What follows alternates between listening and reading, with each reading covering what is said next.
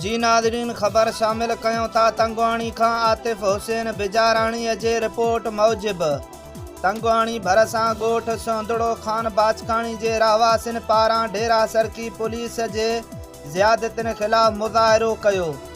उन मौक़े ते ॻोठाणनि दादन बाचकाणी, ख़ान मोहम्मद बाचकाणी, शबीर बाचकाणी ऐं ॿियनि एहतजाज कंदे चयो त डेरा सरकी पुलिस असांजे मौज़िज़ उस्ताद समेत 8 ॼणनि मथां कूड़ो केस दाख़िल कयो आहे।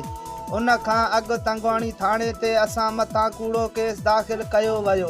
असां IG सिंध, DIG लाड़काणू, SSP कशमोर हेठ कंधकोट खां घुर करियूं था त दाख़िल कयल कूड़ो केस ख़तमु करे असां सां इंसाफ़ कयो वञे।